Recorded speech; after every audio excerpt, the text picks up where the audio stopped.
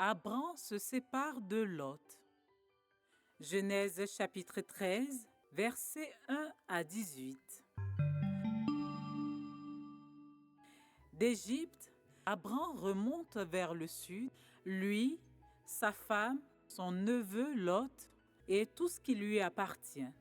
Abram était très riche en troupeaux, en argent et en or. Il va jusqu'au lieu où était sa tente au commencement, au lieu où était l'autel qu'il avait construit précédemment. Et là, Abram prie Dieu. Lot, qui voyage avec Abram, a aussi des brebis, des bœufs et des tentes.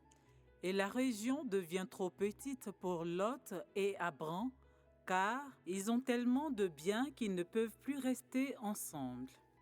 Une querelle éclate entre les bergers des troupeaux d'Abram et ceux de Lot. Abram dit à Lot: « Je ne souhaite pas qu'il y ait de dispute entre toi et moi, ni entre tes bergers et mes bergers, car nous sommes de la même famille. Sépare-toi de moi, je te laisse choisir. Si tu vas à gauche, j'irai à droite. Si tu vas à droite, j'irai à gauche. » Lot lève les yeux et voit toute la plaine du Jourdain, qui était entièrement arrosée comme un jardin de Dieu, comme le pays d'Égypte. Lot choisit toute la plaine du Jourdain, qui est la région la plus riche. C'est ainsi qu'ils se séparent l'un de l'autre. Abram habite dans le pays de Canaan, et Lot habite dans les villes de la plaine, et son territoire s'étend jusqu'à Sodome. Les habitants de Sodome sont méchants et de grands pécheurs.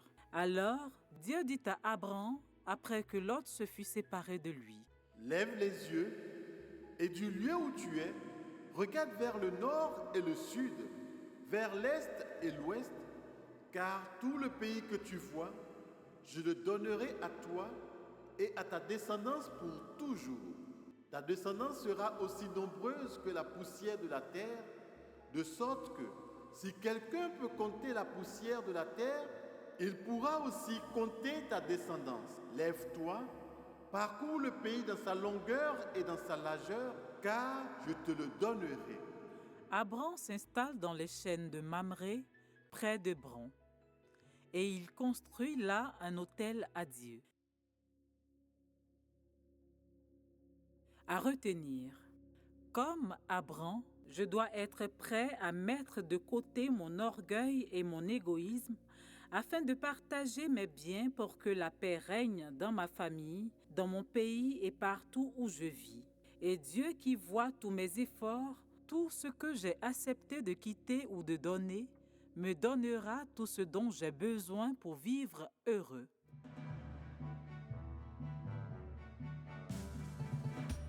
Que peux-tu sacrifier pour le bonheur de ta famille?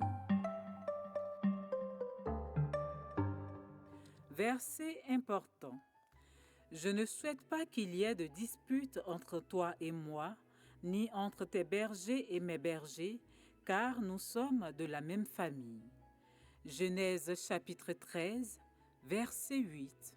Nous vous recommandons ces livres inspirants pour adultes, adolescents et enfants qui donnent le goût de lire, élèvent l'esprit et transmettent de belles valeurs.